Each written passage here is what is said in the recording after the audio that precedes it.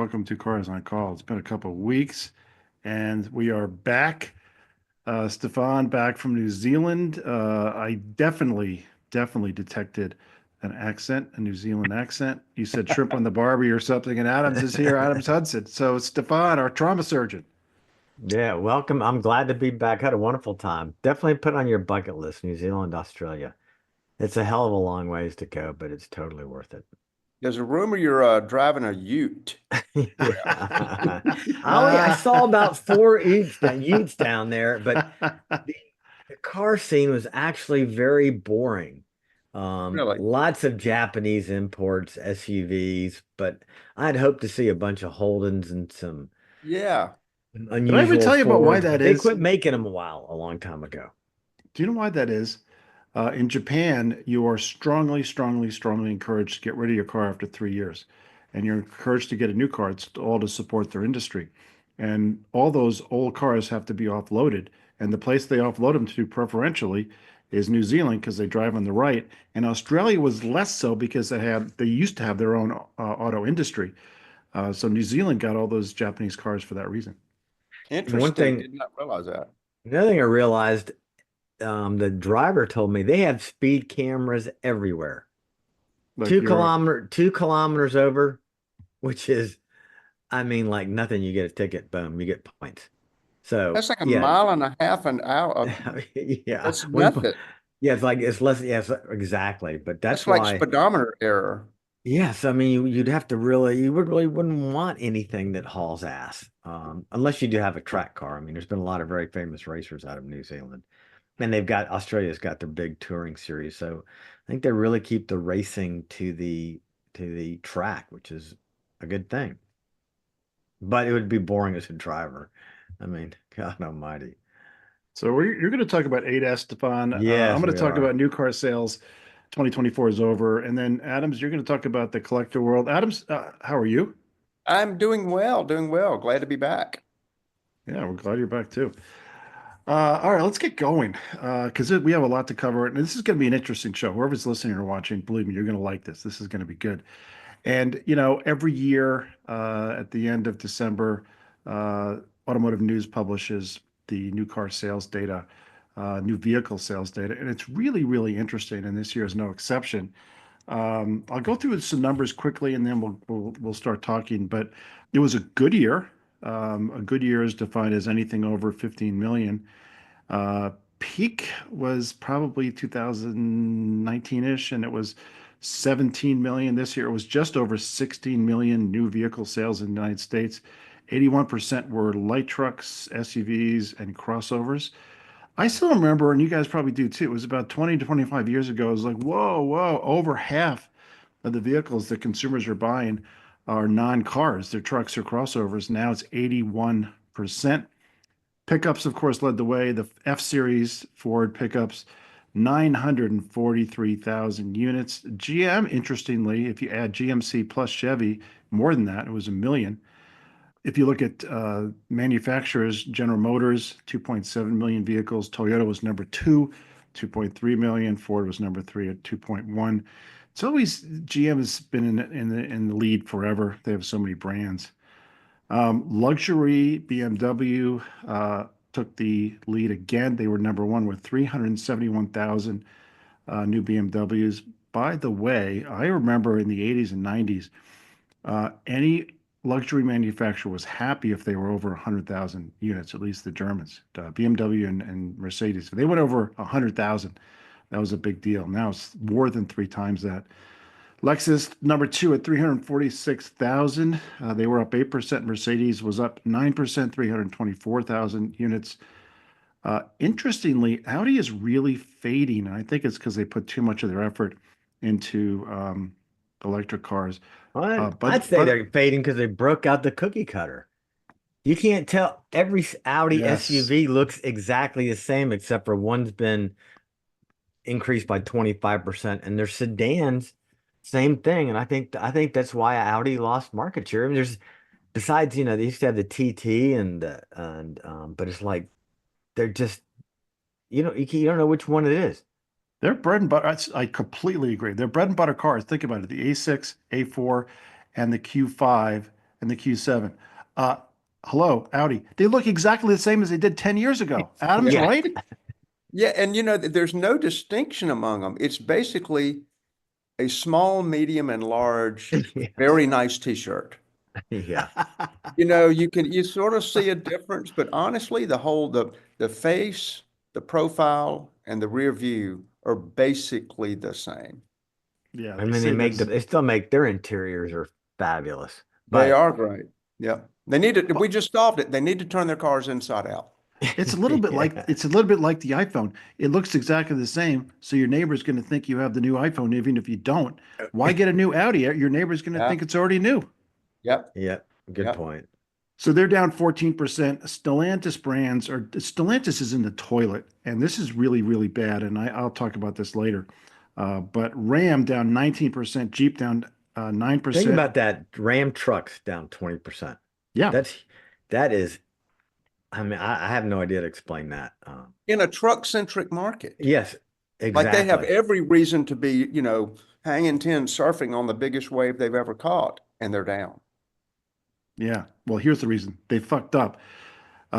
They keep they That's have a good reason. Maybe they that- raise their yeah. prices. They raise their prices too high, and there's not enough stuff in there to make it a value. So people are saying, "I don't want this. I want GM, Chevy, or Ford." And oh, by the way, they've had quality problems, Yeah, there you so they fucked up. Hybrids are up. BEVs are That's down. a summary. go. It's true. Hybrids are up. Stefan, you've been talking hybrids for a while. 11% of the market, 11% of the market is hybrids. That's going up. And they're going to continue to go up. I They're going to continue to go up because in America we're never going to get the infrastructure to go fully BEV. So I think the hybrids are, I didn't get a hybrid truck.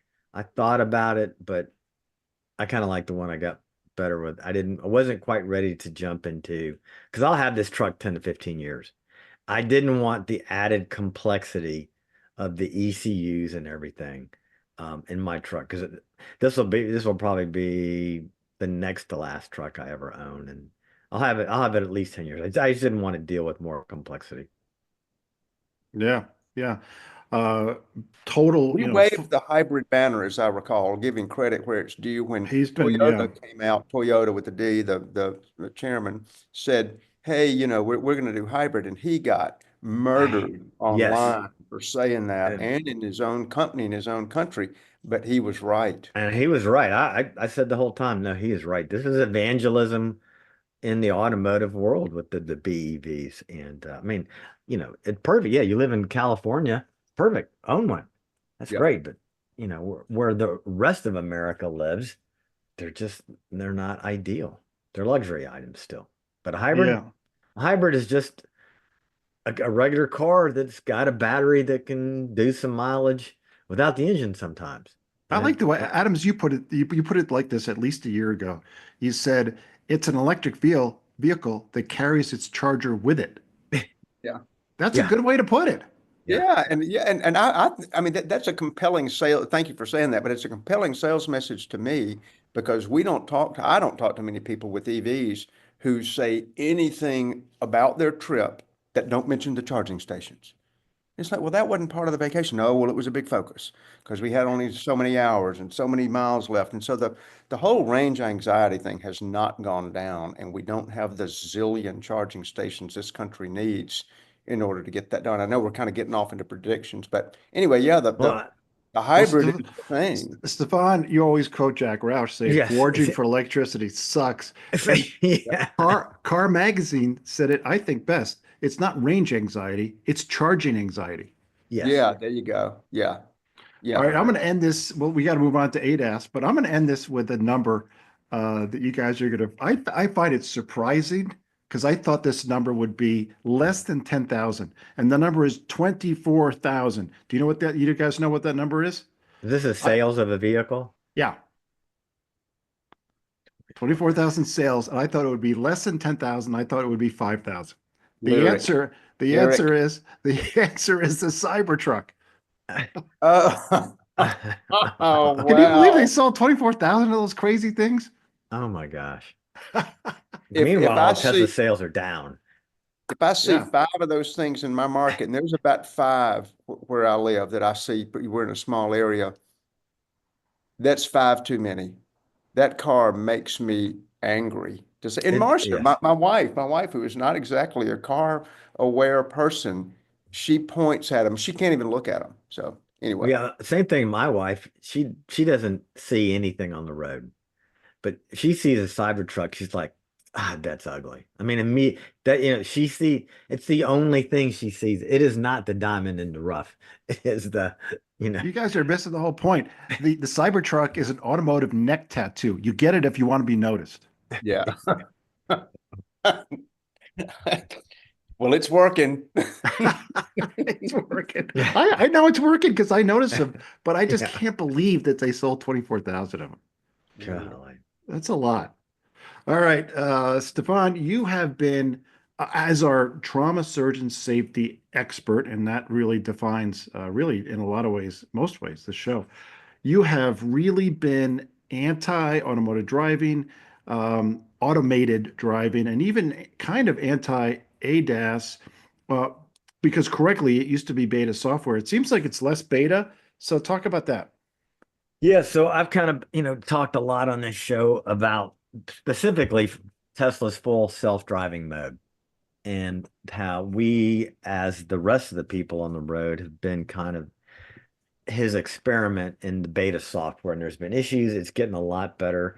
I mean, if you do look at the statistics on full self-driving mode, they're better than a human driver. But I don't want to be the experiment on the road. I mean, but that doesn't really make sense when you think about it that way, because if it is actually safer, then the odds of me being in an accident, but I just don't like the idea of it. It's getting better.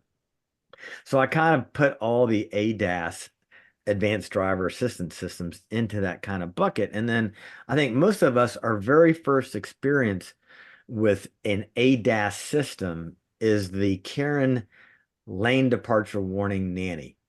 That is one of the Did you say um Karen? Karen. Karen. It's true. It's awful. My wife's her Hyundai Tucson that's considered level 1. So she's got lane departure warning. But the thing, like my mother-in-law says, it screams at you all the time. And then it vibrates the wheel, and if you put your blinker on too early, it sees a car in your blind spot and it screams at you, and so she turned it off. I can't stand it. So that is negative reinforcement. Your Okay. mother-in-law turned it off? I don't think she knows how. I think it was still Okay, on. good. Yeah. Yeah, it's No, like, Ellen I turned mean, let's hers face off. it. Yeah. Yeah, of course. It's the worst thing. It's the worst thing. If you're trying to take a nap, it's the worst. It's absolutely. I'm trying to read my text. It just drives me crazy. That's the worst thing. So, and I So kind of, intrusive. but unfortunately, the lane departure warning negative nanny is most people's true exposure to interactive advanced driver systems. Most of them are in the background. You don't see the car in front of you stopping. It's emergency active braking. You don't see the kid. It's going to emergently brake. So those are background systems to protect you. But the lane departure warning level 1, which is the basic advanced driver systems, is a negative reinforcer. So when I really wasn't looking at getting advanced driving system on my new truck. But I bought a Ford Platinum F-150, and it comes with Ford Blue Cruise, which is their level 2 driving. Now, the thing to think about this is the way I think about level 2, and How GM many calls it levels are Super there? Cruise, Just up to quickly. 5, but Yeah, it goes okay. up to 5. And 5 is Basic. like it goes anywhere, anytime. You just put in an address and There's it not goes even, there. yeah. And 4 is there's no driver needed at all. 5 would be this robot shows up, robo car just shows up and gets in and under no control whatsoever, is totally independent. But I want to talk about Ford Blue Cruise and GM Super Cruise, and the way that I look at this is augmented cruise control. Okay. So you have a co-pilot in the vehicle. You're still the driver, you're the pilot. But now you've got a co-pilot who's taking over simple functions, like keeping the car in the lane, not taking it over. It is technically taking it over, but it is requiring that you remain interactive with the vehicle. So what this basically means is you go on the interstate, you turn on cruise control, and it will tell you that you can go hands-free and GM so you can take your hands off the wheel and the car stays in the lane. If the car in front of you slows down, your car slows down. The newer systems, you can also change lanes and it will change lane for you, bring you back into your lane. If you compare them head to head, GM's better, I think better than the Ford. It's got LiDAR, which is the low intensity radar, which is gives you better details surround you. General Motors has more miles of roads. The Ford will only do hands-free on interstates. When you get on a two-lane road, you still have to have your hands on the wheel and it will drive for you. One nice feature about General Motors is the Ford requires me to put my hands on it time. It's sensory, it's haptic feedback. So it feels you moving the steering wheel, whereas General Motors senses the electricity in your hand. So you just have to basically touch it. That's a way better feature. So I look at these as augmented cruise control. And I was a little leery about this, but here's the bottom line is tell me you have looked at your cell phone, you have had an oh shit moment, you've gotten distracted going down the road, looking at another car, you've had a no shit moment. You've had a car in front of you slow down, you didn't realize slow it down, and your wife's screaming at you instead of, carrying the LDW. So what I've come to learn is that we as drivers, there's so much tech in the car now that you get distracted with your center dash and you're changing your thermostat and changing radio stations that you are going to have distracted driving. And we know in this country, distracted driving is a huge component in automotive crashes. So I view hands-free driving, not full self-driving mode, but hands-free driving as having a co-pilot better than your wife. Okay. Because this co-pilot is watching the road and then it's going to take over the basic functions and allow you to watch what's going on. And the Ford and the General Motors, they have a little radar that looks at your eyes, and I don't know how it does it. It can see through your sunglasses because I've done everything like keep my head straight and like look down to the right to see when it catches me, and it'll catch you. So Wow. I think now it's like I don't want to go anywhere. I leave on lane depart. I leave it on all the time. Everywhere I go, I leave it on. The system's on all the time, and I don't always engage it. But even if I don't engage it, the cruise control part of it, if I'm going around a corner or if I go out of my lane, it just gently brings me back in and doesn't scream or do any warnings. Okay. So it Is is that a an setting, Stefan? Can you reel it back in, or can you advance it and like tell it that you want the audio warning too? it has all kind of you can program it the way you want it. Isn't And it that's KFD mode, Karen free driving mode? carefree driving mode. So I have done a complete 180 on level two driving, level two advanced driver systems. I'm still not hip on the Tesla full self-driving mode. And let me show you a picture of why I'm not. It is Tesla does not use LiDAR, I guess but what you're here saying, Stefan, is there's been significant evolution over the last few years, especially the absolutely. last two or Yes. three. Did that picture of the Waymo car show up? Yep. Yep. Okay. Yep. Look at all of the cameras and LiDAR and radars on this Waymo car. I mean, it's got gazillions of things. It's gathering data. These Waymo cars are actually a pedestrian could have been killed with a regular driver, but the Waymo car saved the pedestrian's life. So this is eventually this massive technology in this car. You can see I mean, all the technology in this will get shrunk down, and then the mileage experience that Waymo has then can be used in further databases. So we will get the full self-driving, but Waymo, they're doing it right. Okay, they're doing it right so far. So they have all the technology. So Without um, Waymo, Jaguar would have sold half the units they sold. I was thinking the same oh thing. yes. I was thinking the same So thing. By the way, we are in the AI moment in history now, and this is the dawn of AI. But I'm assuming, and I don't assume, I know this is true. Waymo and Cruise and Tesla, they are all using machine learning. So the ADAS gets, or the self-driving gets better all the time as it learns from Right. real world miles. Right. So I think a couple years I'll be fine with full self-driving mode because we will be past the beta phase, thanks to companies like Waymo. And I think I would also like to see the National Highway Traffic Safety Administration be rather aggressive with this because you know what's happening. This is going to trickle down, not be so good in some vehicles, but they need to say these are the basic sensors your vehicle has to have.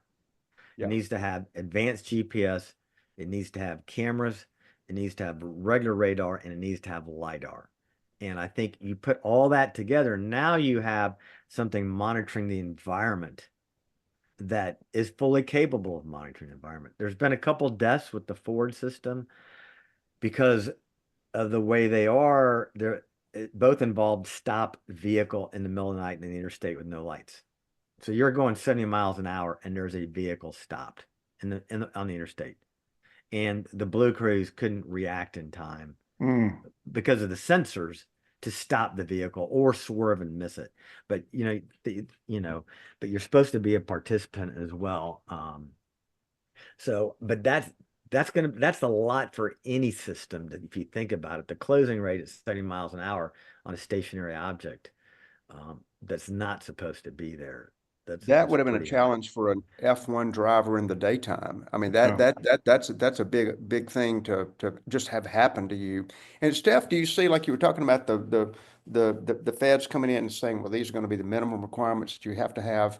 Do you think there's also going to be a commonality of interface in the way that you use them instead of like, oh, where's the on-off button for that, or how do I advance this to a different level? You know, like right now, we all know the blinker's on the left, the gas is on the right, the brake is in the middle, et cetera. What do you feel about that? I feel that I think the technology needs to be such that, as you said, that it's muscle memory. I mean, I had to learn it in my vehicle how to use it and how the buttons, but I can tell you that they must have some Apple engineers, software engineers, Ford must have hired or poached because it is very intuitive and easy to use from the get-go. Mhm. I've had some difficulty with the Volkswagen adaptive cruise control in Europe. I couldn't totally figure that one out, but this Ford, I got in it, and there were some nice graphic buttons on the left that I just kind of pushed and watched what the screen did, and I figured it out very quickly. Um, and but I do agree with you, Adams.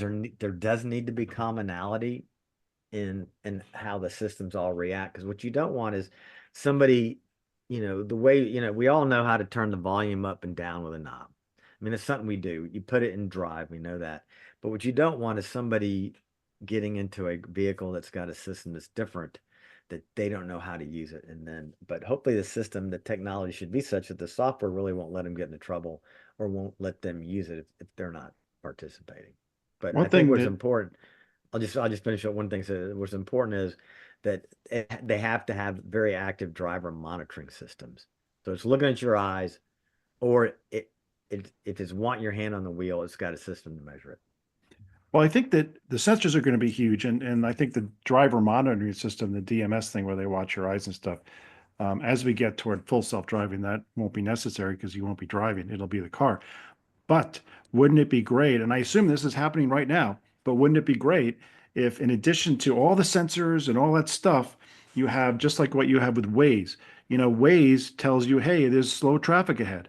Well, what if your car would get that message instead of you? It bypasses you, goes right to the car, Right. and the cars knows, hey, there's slow traffic ahead, there's an accident ahead, and then the car would avoid these, the snow pileups you see in Minnesota where cars and trucks just keep coming banging into these cars because they can't see and it's a slippery road. If the cars communicate like Waze already communicates with us, that would be another layer of protection. Right. So that's called vehicle to vehicle communication. Yeah. And I guarantee you, Europe will have that way ahead of America. Europe that's vehicle to vehicle communication. That does require typically LiDAR. That's what they use the vehicles actually communicate with them between each other. Volvo is one of the initial people to work on this, but I'm sure Bosch auto leave, but it'll come out of Europe and they'll have vehicle to vehicle. But the problem is, you know, you can have until it's going to be in luxury vehicles first, but like ABS brakes, it will eventually trickle down to all vehicles on the road. But then if you got 20-year-old vehicles on the road, they're not going to have it. So, but the software will, still look for those vehicles, hopefully. Europe's always in the lead on this. They always have the cars communicating with each other. And of course, we have the advantage here that they don't have in Europe. They don't communicate through gunfire. Here we do. Or like this in America. This is how we Oh, they do communicate. that too. Yeah, yeah. All right. Well, we'll be following ADAS and it's full self-driving forever because this is a cool thing. So there was a big car auction, huge car auction. There's actually one going on now. That's Barrett Jackson. But there's a huge car auction in Florida, Kissimmee Meekum auction. And Adams, you were there. This is really an interesting event. And I think there's a lot of lessons and changes. And go ahead and talk about that, Adams, because you were there. It seems like there are a lot of changes afoot, and the Mecum auction, which started as sort of years ago, started as sort of a Midwestern Corvette only auction, if you can believe that, and has grown into a powerhouse. And they claim the biggest, of course, the auctions in Scottsdale going on now have always kind of been the bellwether of what's going on in the collector car world, but the Kissimmee auction now kind of preempts that as an eastern version it's very near Orlando, Florida. Anyways, we went for the third year in a row, I guess, at 4,500 cars. It's a lot of Oh my automobiles. It's gosh. tent after tent after field, and you can just sort of get lost. It's way fewer vendors than what is at the Barrett Jackson. It's got a tiny bit more, and I don't mean this to discount what Mecum does because they do an incredible marketing job. It's got a tiny bit more of a sort of a county fair feel a little bit when you get out from the main auction arena, whereas the Barrett Jackson is slick vendors and lots of them. I mean, you can walk half a mile before you even get to the auction tent or building at Barrett Jackson. Nonetheless, given their roots, they're about 75% or so American cars. They have stayed true to that, which was a little bit surprising that Seinfeld would choose that as the venue for his 917, which is what we're sort of going to talk about. Well, there you go. That car was there. That's the one that was in the movie Le Mans, the original owner being Steve McQueen, passed to a couple of owners in between, and then Seinfeld got it.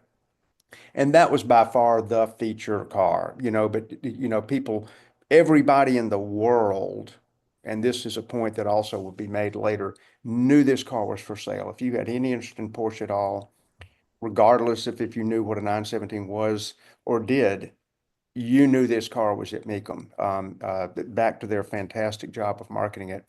And when you're looking at 4,500 cars and you are looking at an average price way down the ladder of what would be at Bonhams or Gooding or Sotheby's, which in those cases will be, mid six-figure average cars. They have way fewer. The average here, I don't know, it hadn't been published yet, but the average ticket price at this Mecum sale was probably 40,000. No, it's not credit card money, but compared to a $25 million 917, it's barely a luxury tax. So nonetheless, there was a little something for everyone, and there were trends that were going away, trends that are coming in, and not to leave you in any suspense, but I would say a lot of the 50s, excuse me, and 60s American cars are just really, really getting pummeled. And that would be obvious if you looked at the date on the birth certificate of the people who had formerly made them great. This is a dying breed. Uh, Yes. I'm sort of getting close to that myself, and you see, when, and not to make a social commentary here, Go but ahead. Why not? well, when I was walking in the tents, when you would come, and Mecum did as good a job as they could do, attempting to sort of organize and put things in clusters of like-mindedness. And you would see lots of 50s and 60s American cars. You know what you would see more than those American cars? Mobility scooters. You Oh, better watch where you're walking, and you better look over your shoulder because you could get the little beep, the little mosquito beep beep, and somebody trying to get around you. what's the So percent? I mean, what's the percentage of people, let's say over 65 in your estimation? Man, that is a really good question because I think that really paints the picture of the demographics they would rather not have. Man, I would say over 65, easily 15, approaching 20%. Hmm. Yeah, a hunk, a good chunk. Clumps of cars, and you know what I was seeing was the age of those cars is not as relevant as it was just, I mean, 5 years ago. I think the money is dried up. I think the estates have been settled, and I don't think the relevance of that era car is as strong. However, oddly, sort of like you look at the Grandmaster paintings. The Porsche 356 world is unfazed by this. Some of the grand classics, the big chrome V16 cars, are relatively unfazed by this. The early Grand Prix cars, the Alfa Romeos that nobody can even name what they are, the 2600s and the big cars of the Fangio era, those seem unfazed. Now, I'm sure there's percentages down, but they weren't off a cliff. Most of the muscle car market seems like it has really shaved off millions and millions and millions of dollars, except for the emerging crazy ones, the Superbirds, the Hemi cars, the big 7-liter Corvette, 427 motor Corvettes, the LS fives and sixes, and probably the sevens as we start to see that market change. The aluminum block cars, the crazy stuff is up because there's a lot of money chasing what nobody else they know will have. Plain Jane Chevelles, plain Jane 442s, plain Jane GTOs. If I owned one and was concerned about the financials, I would sell them tomorrow. But I mean, it makes sense, right? These are cars that, these are boomer cars, and I read recently that between 2 and 4 thousand boomers die every single day. Some of them have car collections, and their kids, who are maybe in their 30s or 40s, are like, I don't want this, and they just dump them in auction. It's supply and demand. Yeah, if it wasn't in the Fast and Furious movie series, Ah, they're not interested. true. But that's what kids are. I mean, my grandfather, it was pre-war cars. My father, who's 90, it was 55 Chevys, and then early muscle cars. Us, it's muscle cars. And then this next generation, who, by the way, most of them don't even own a car or get their driver's license until older. Their cars is Japanese. It's Fast and Furious.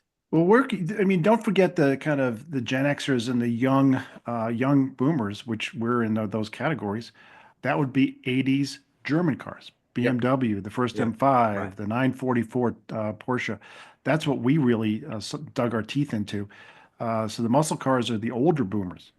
Right. and all that's true. And the math, this is all very elastic. But if you say the hot cars when you were 16 years old, by the time you've added 40 years to that, you're 56 years old. You've earned some money. You've got a third open spot in the garage.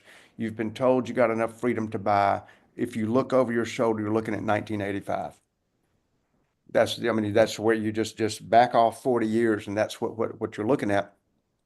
So if you look at the 1960s and 70s cars, yeah, that sort of is a conclusion that draws itself right there. Steph, you mentioned the Japanese cars. I was floored, and this is going to come out obviously in a lot of the collector car mags and blogs and such. The Japanese cars did terrifically Yeah. at me. Oh yeah. I The was Supra. Yep. Right, not even the Super. I saw a bone stock 93 Civic with a manual. So it wasn't even an SI, let alone an R. This is just a bone stock Civic, and it went for like $15,000. It was less than that new. It was probably half that new. This is like, again, a 93 or something Civic. But for those dudes, the dude bros from the 90s, if you were 16 and 93, you liked it because it connected you to the tuned cars. Yep. I was actually walking the field with the Honda Acura dealer, and he was just amazed at the offerings. I mean, there was a, and we could talk all night about individual offerings, but just sort of as a indicator, there was a plain Jane 1982 Honda Accord automatic, beige on beige. You could not have made it more boring if you tried. I don't know what you could have done to it. It brought 12 grand. And Unbelievable. that was a $1,000 car probably 10 years ago. I had an 83 two-door Accord, but I had a Yeah. manual. Yeah, you can't kill them. You know, the only thing that ever Right. got them was wrecking them or the rust. Rust. But you know, I mean, mechanically, you know, they're great. I mean, that's why people love them.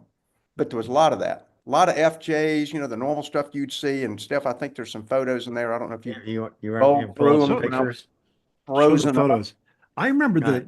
you know, the Civic, and then, you know, came later the Accord in the 70s and then into the 80s. I remember it was such a contrast with American cars, which are big and floaty and had all Yeah. kinds of problems and rattles and they broke down. And these things were smaller, they were much more efficient, and they didn't break down ever. They didn't rattle. It was extremely appealing to me. Yes, that they hit that formula right.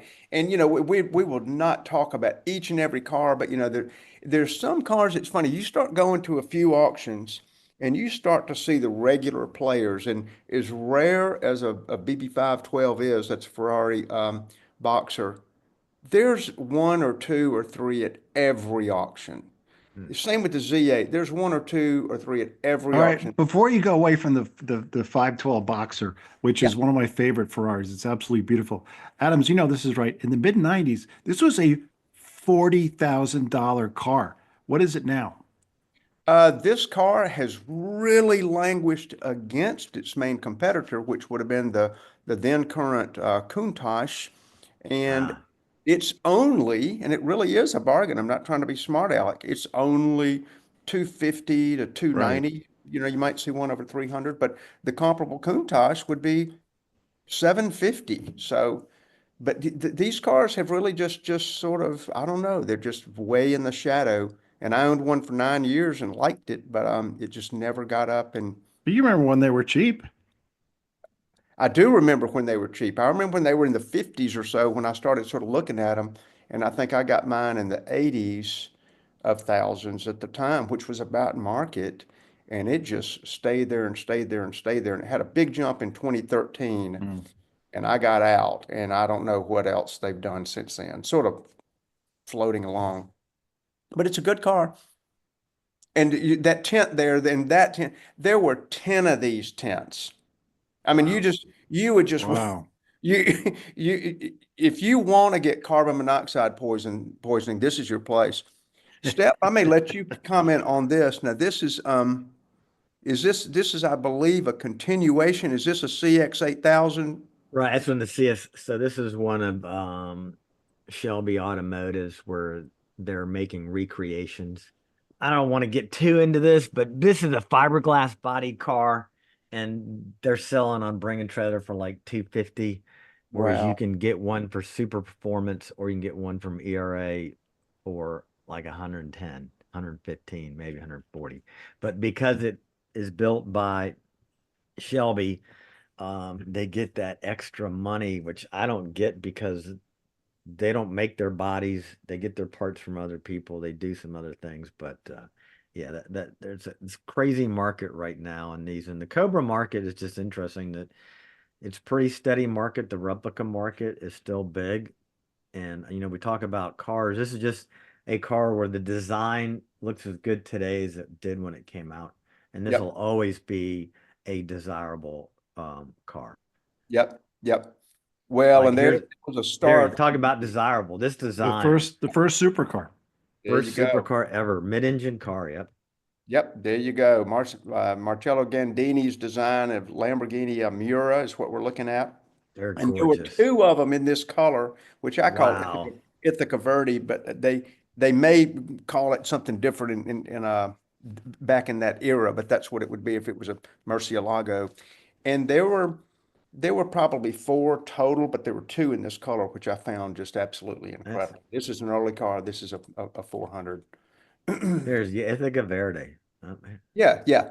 And you know, here's sort of a sad sort of note. The British cars were really obviously in missing numbers. I mean, you know, the relevance of, like we were talking about earlier, of, you know, sort of my age group has just shrunk down, and they just haven't made anything of note to tie people from the past to the future in the Ah, past many years.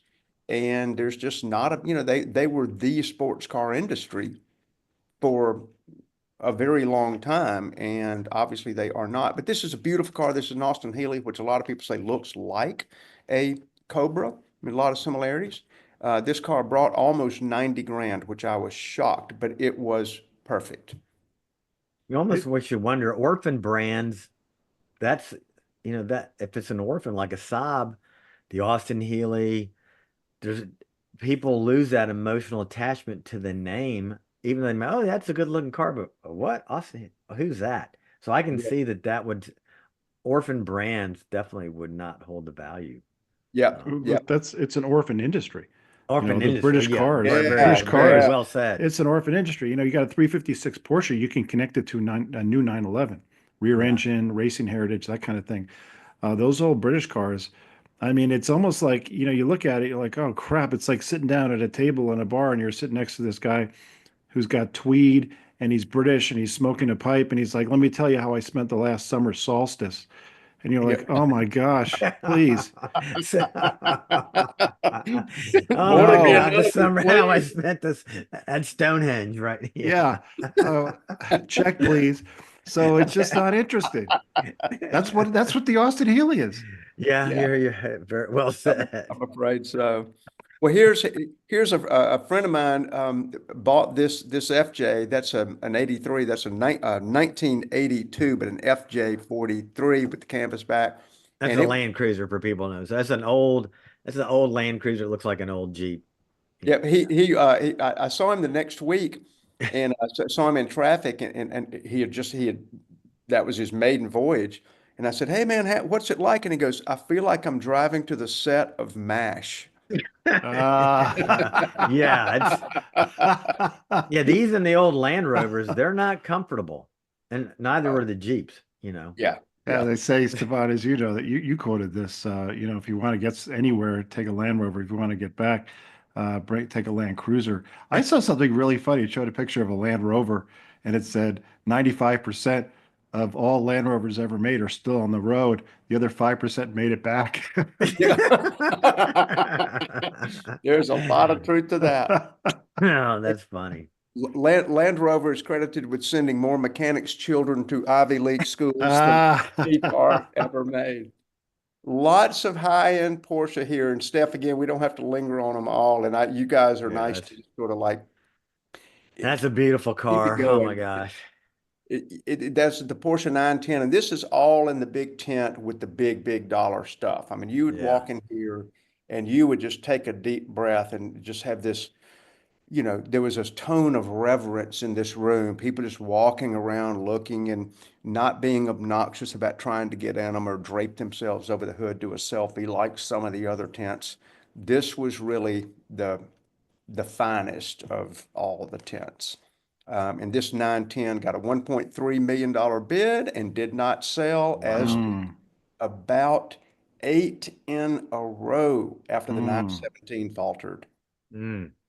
It seems like, for really high end, I mean, seven, eight figures, especially German racing cars, it seems like a Mecum auction is not the right place to be. You have to be at Pebble Yeah. Beach. You've got to Yeah. be That would be the uh, first thing I would say. Yep. Sotheby's, a higher end thing. It just didn't seem. It seems like You know, they were trying too hard to go someplace they're not ready for yet. yeah. To me, Meekum is kind of like a lot of my clientele, Bubba and Budweiser as a trauma surgeon. That's what I see Meekum as. It's hot rods, it's resto rods, it's American muscle, it's a lot of Corvettes, it's a lot of big hair, a lot of theatrics, and yeah, but this is a refined and there's somebody who's really be wanted a telephone bidder perhaps, but I can see what you're saying too. This is like it's not Bush Yeah, League, but it's right. No, not. you guys are It's dead on. I agree. yeah. It's The person behind the wheel is 23 and has a bikini. yeah, Yeah. yeah, Yeah. And here, this is this is like one of seven. They said it was one of two. I don't know where they got that from. I'm sure there's some little thing about this other five that this one did not have to make it one of the two. But nonetheless, this car actually did sell this nine. I don't even know what that is, Adams. Yeah, I didn't know what it was either, Steph. I'd never Oh, I seen. know. I was a 956, 962 worshiper, so I know exactly. I remember when this came out in the 80s. hit us with what this is, and then maybe we need to go off on the 917 theories and what it may have done to the market. Well, 956 was the original race car for Le Mans that came out in the early 80s, and it just absolutely dominated. It must have won, I don't know, it must have won 8 by itself, maybe 6 by itself, Le Mans victories. It was an incredible, incredible race car that was one of the most successful racers ever at Le Mans, maybe the most successful. So it dominated the 80s. Very famously in 83, it took 9 of the first 10 spots in the Le Mans 24-hour race. Jeez. That where they had So nobody's that perfect nobody's ad? perfect. Oh, Yes. that's right. Wow. So they made a few, and it not the factory. It says in the background Chupon. I didn't realize it was Chupon, but it doesn't surprise me. They made a few road-going 962s. I think it was Ah. Germany only, but you can imagine on the Autobahn, you're the king. Oh, Yeah. geez. All Yeah. right. Love it. A lot of Now, that, as one might assume, and these are 70. This is an early 70s Pontiac Trans Am. right. Looser and blue. There you go, and just beautiful in that Beautiful color blue. 75, 85 grand car. Like you said, does the market still care? Lots of Shelby product and They copy. brought big dollar still. That's Yeah. Shelby's very hot right now. Yes. Anything, I mean, that's something that for a long time will continue to be. I mean, that's such a huge name in American motorsports and racing. All right. You know, People before says we we get got to off, move. We got yeah, we got just to keep move through scrolling.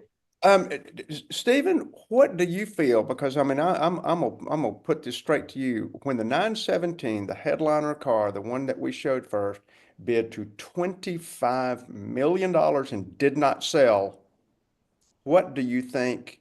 How do you think the market's going to respond? Like, what do you feel about that sale? I think the rest, and it's starting to be, I don't want to say it's Ryan Reynolds and Blake Lively type backlash, but it's kind of similar. I mean, Yeah. greed, this is too much. You should have taken it. I think Jerry Seinfeld probably bought it for $2 million 25 years ago, maybe a million. 25 million seemed plenty for me. But there's a rumor that and Adams, I think you told me this might have happened about Mika maybe buying it. Yeah, Dan and Mika. That's the rumor that he Or bought Stefan, it. yeah, Stefan Yeah. told me. Yeah. The That he may have rumor actually been the owner at the time because of some of bec the way the past tense was used in the video. because they always talked about Jerry Seinfeld as the collector. They never mentioned him as the owner. Yeah, Doesn't it make sense? I mean, it yeah, makes sense Yeah. because if you have this auction and you want to take the next step, well, you want to get this kind of marquee, and this is the most marquee racing car you can get. Let's get that and sell it at my auction instead of Sotheby's and RM and Pebble Beach. Let's Uh, sell it here. I'm going to do it. Well, what's the best way to do it? You talk to Jerry. Jerry's like, no, I don't really want to sell it there. Well, sell it to me for 30, and then I'll see what I can get for it. yep, yeah. yep. And that rumor is steeped in just the way Jerry in a video, huge, beautifully done, like I mean, documentary quality video that was kind of hyping the car, but not all about the money. It was the history of it. And Seinfeld says it's one of the greatest cars I've ever owned, past tense. And so he Yes. says things like that, and then people sort of interpreted, listening between the lines, that Mecum might just be using it as a marketing tool in order to bring more people there. But it was so much of a downer. You could feel the energy leave the The arena. room. Yeah. It'll be It blew out interesting to into see the if street. on Spike's car radio and the next time if they even broach this subject with Jerry if he comes back on the show, which he will at some point. If they, I think I listened, they didn't talk about it, but the next Yeah. episode they may. We'll see if it Now comes it's up. damaged goods. That It car's remind Yes. It reminds me of the first Porsche ever made, supposedly, and they were going to sell it at Pebble Beach about 5 years ago, and it was going to go for, who knows how much money. It was going to be tons of money, and it just fizzled, and nobody bid on it because there was a real question about provenance. In this case, a question about ownership and a question about value. And, again, there's a lot of 917s.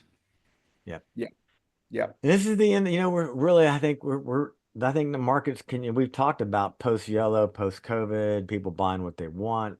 The last 3 years, there were 4 to 5 Cobras for sale and bring a trailer. Yeah. Those have all sold and they're now because people bought them, they didn't want them. And that's dropped off. The prices dropped on those. And I think it's the same thing that the bubble, the post COVID bubble we're really probably getting, I would hope, to the nadir of this market. Maybe not, Adams. You know way better than I do, but this to me is I think your sense evidence is of right. that nadir. I Yeah. agree with you. And it's, it's a return to sanity. I Yes, mean, exactly. Yes. they built 25 917s before one race because they had to because of the rules. There must be 50 out there. And none of them are junked. They're all rehabilitated. None of them are gone. So I think it's supply and demand.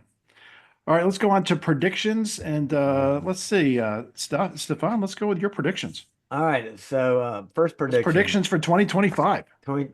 And first one is NASCAR. Who cares? I don't know if Oh, you. Yeah, who cares? Let me tell sad. you why. Well, Lewis Hamilton wore the yellow helmet, Senna's color, and Lewis's first helmet from karting days, in the red suit at Ferrari, and it was more like a show of Lewis Hamilton, the superstar. It was all staged, but it was gorgeous. It was beautiful. The fans went crazy. I've not seen this much excitement in F1. I can't honestly. I mean, we know when Schumacher came back, and people weren't that excited. This is huge, huge, huge, and this is going to drive the numbers of F1 even higher, and they're going to continue to erode. So Is that NASCAR, your who cares? prediction? Yeah, Okay. yeah, Yeah. NASCAR, who cares? All right. Well, I guess we'll go around the horn. We'll just go round and round. Adams. Okay. I was looking back at our predictions from last year, Oh, but I didn't want to. well, I'm gonna make one of them again, but I'm not gonna make it yet. Um, I'm going to predict that new Ferraris are being overproduced and will load up in inventory, which is something they've never done. They're all Mm. pre-ordered, pre-sold, period. And I think depreciation is going to affect the new to 5-year-old Ferrari in a way that people have never seen before. This trading up uh, shell game of constantly increasing the value because some schmuck wants to be noticed by the Ferrari factory in order to get an allocation for the next latest, greatest thing, that is going to wear thin, wear out. Oh, by the way, they used to make 6 to 8,000. Now they make over 10 a year, 10,000 a year. Yeah. I think it's a great prediction, Stefan. I do Oh, I too. know it's me. I Yeah, forgot. it's your turn, dude. All right. You're This playing. is well, I try to stick to the industry in most of my predictions, and I predicted Mary Barra would be out in Yeah, so 2024. did I I. was I Oh, was yeah. wrong. Nice. I was wrong. I think I'll be right about this one. This is a sort of a GM prediction. Stellantis that just fired their CEO Carlos Tavares, who criminally ignored the United States and North America, completely focused on Europe and Asia. Stellantis, which is now being run by a executive committee, Stellantis will sell their North American brands, Jeep, Ram, Dodge, and Chrysler to GM. Oh, nice one. Like they should have done back In, when they in had the '09, opportunity. Yep. 2009. Yep. Yep. Yep. Wow. Well, that was, that segues into my second one was that I was gonna say Chrysler, Dodge, Ram, Jeep spun off. They're gonna get rid of them. They're gonna unload North America. Um, Yep. so that falls right in line with you, Steve-O. Yeah, they don't know what they're doing. They don't know what they have. They don't know what they're doing. They don't know how to handle it. They don't know how to Right. sell it. They don't know how to make it. I mean, the Dodge Hornet, what? And then the new Dodge Charger Daytona. Give me a break. All right, Adams. I guess you're next. No, Stefan. You No, just that was did. my second. That was my Okay. second one was that they were spinning those off, All which right. followed. So we agree. Yeah, we Adams. agree. So Adams. I'm going to say I think we will see the massive downfall of Carvana revealed as the fraud it is. Yeah. Yeah. Oh, It is a money laundering, grifting scamola to me, but we will see. wow. Yeah. Hindenburg is a very Oh, interesting yes. investment company. I'm sure Adams, your son, knows all about Hindenburg, but they find what they do is they short companies, and it's worse. It's not worse than that. It's better than that, I guess. What they do is they find a company that is with a fraud, and then they short it like crazy, and then they release a report saying why they shorted it, and everything just explodes like the Hindenburg. Oh my It's gosh. a perfect name for a company. It, By the way, do you guys yeah. remember what's the last company they did this to? FTX. And they Oh, shorted Oh, dang. FTX Wow. and FTX exploded like a nuclear bomb. Yes. Yeah. And the two or three leading executives are in jail. That's what a terrible fraud it was. And Hindenburg made a lot of money. Carvana is a fraud. And Adams, I agree with that completely. I can't believe it's lasted this long, but go ahead. All right, prediction number 3. So I bought my new truck, and I've talked about ADAS. Well, Steve-O is very proud of the fact that You he know this is serious when ordered Steph starts he giving us ordered his messages. Lexus this year, and on purpose deleted all of that stuff. So he has 0 ADAS in his vehicle. True. So my prediction is Steve-O's going to trade in his Lexus on one that does have it before the end of the year. So He you're realizes what a mistake he made. I thought you were going to say Steve was going to crash his car. Well, no, I wouldn't say that. I wouldn't want that. so All right, Steph, Steve-O, yeah. you're predicting that Steve's going to get rid of his car because it ate ass. Well, Oh. well, if Steve is such a big proponent of the show, he should follow the advice of the trauma surgeon He and should. technologies, and he failed to follow. But so. All right. So I think Adam said, are you next? I think so. I could be. All right, this one's out there. I feel that Dana Meekum and Jerry Seinfeld are going to tie the knot. That's it. Done. Well, they already screwed the pooch, so might as well. Oh, Exactly. crap. Mine. I'm gonna revisit one from last year. Lucid and Rivian will end in 25. Ooh. One or both. All right. I Okay. like that. I think Lucid will. Rivian, I think will Lucid hang will. on. Yeah. I think there's hope for Rivian. Yeah.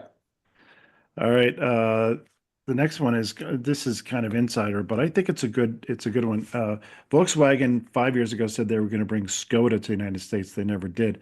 Now they're serious. They're going to bring Cupra. Cupra is a sub brand of Seat, and Cupra is a youth-oriented kind of Scion type brand that Volkswagen has, and they sell like hatchbacks and plug-in hybrids and very youthful oriented. I think it's going to do really well. Small cars, small crossovers are really booming now because they're affordable. So I think Cupra will come to the United States. Automotive News already reported that, so that's not a prediction.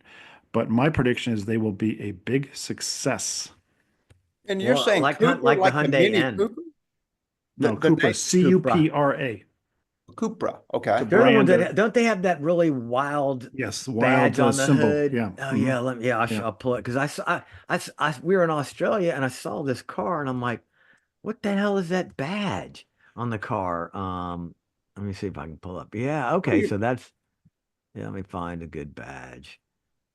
While you're pulling that up, is there truth that, and Steve, you would know this, is Porsche going to rebadge the VW Anorak and make a truck?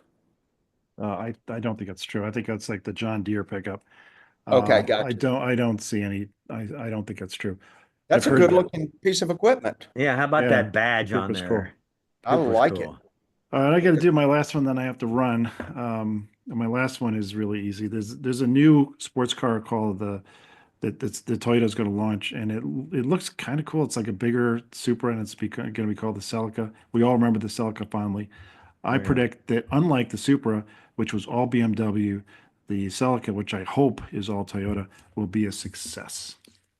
Ah, I like your prediction because it feels like Toyota is ready to learn something and apply it from their misstep with the last Supra. yep. It was received lukewarm at best and got worse. There it is. All right. So I'm going to wrap up because we're done. Thanks, guys. Stefan, Well, on enjoy to you. Hamilton, Steve-O. I'll have to. Yeah. I'm already late to meet friends for dinner. So, all right, Stefan, close us out. All right, thanks everybody for listening. Lots of good stuff today. It was a good time, guys. Missed doing this. I really enjoyed it, and have a great year and enjoy the Hamilton to play, Steve. Hopefully they sell cocktails. Yeah, I hope. All right, see ya. Thanks, guys. Thank you, folks.